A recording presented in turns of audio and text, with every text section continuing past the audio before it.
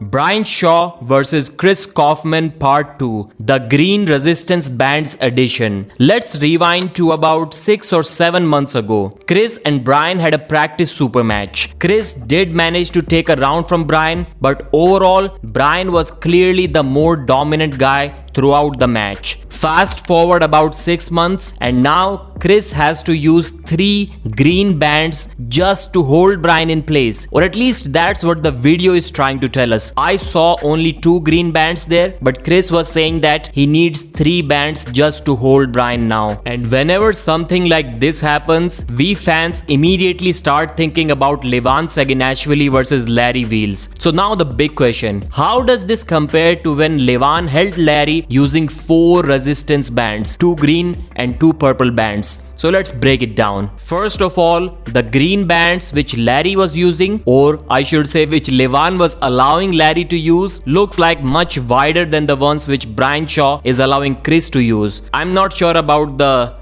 resistance in terms of kilograms which these bands offer, but clearly the bands which Larry was using are way bigger than this. And secondly, Larry is almost certainly stronger than Chris, because even 7 months ago Brian was able to defeat Chris. I would say he was able to dominate Chris, and at that time he wouldn't have done anything against Larry. I'm quite sure about that. Now I think Brian can beat Larry, especially when Larry isn't training. So despite Larry being stronger than Chris, he looked completely helpless against Levan, at least until he started using all 4 bands. Only then did it turn into more of a back and forth where Levan's arm was opening up. But in the Brian versus Chris session, it's obvious that the bands are mostly for visual effect. Chris is clearly going easy on Brian, giving him a chance to work hard and push himself. Now the biggest difference, the hand control. Near the end of this session with Levan, Larry actually started opening Levan's arm a little bit,